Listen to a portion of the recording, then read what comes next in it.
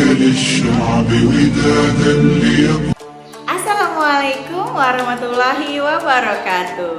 Hai ananda-ananda salih dan salihat semuanya, bertemu lagi bersama Ustazah Rindi. Hari ini kita akan bersama-sama mendengarkan sirah nabawiyah sahabat-sahabat Nabi yang dijamin masuk surga oleh Allah Subhanahu wa Ta'ala, yang bernama Hamzah bin Abdul Muthalib.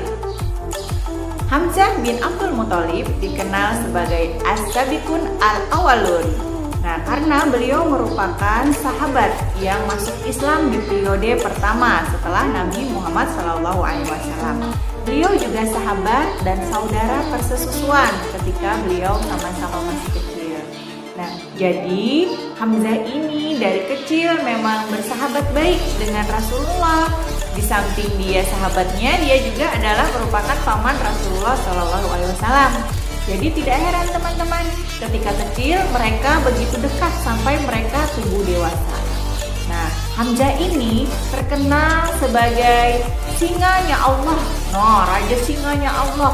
Kenapa sampai dia disebut singanya Allah? Karena beliau selalu berada di depan ketika Rasulullah itu berada di dalam kesulitan, ya. Ketika Rasulullah sedang berusaha untuk menyebarluaskan dakwah tentang ajaran Islam, Hamzah belum menjadi seorang muslim. Namun, beliau tetap sayang dan hormat kepada Nabi Muhammad. Beliau selalu melindungi Nabi Muhammad dari orang-orang yang zalim yang ingin menyakiti Nabi Muhammad.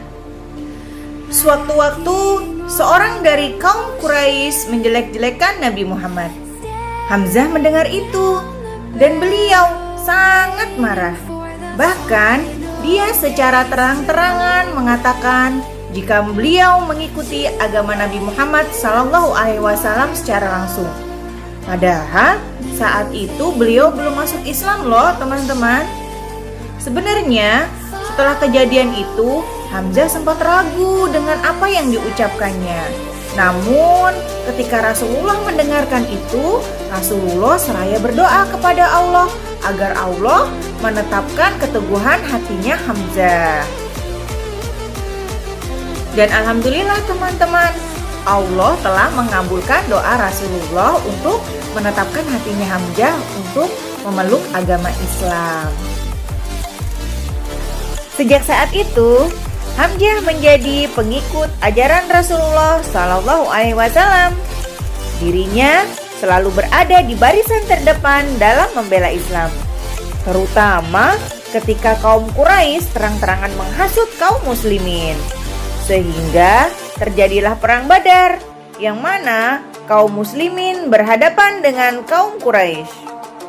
Dan saat itu adalah pertama kalinya Rasulullah mempercayai Hamzah sebagai penegak bendera Islam. Hamzah mempersembahkan semua kekuatannya, kemampuannya, serta hidupnya semata-mata hanya untuk Allah dan agama Islam semata.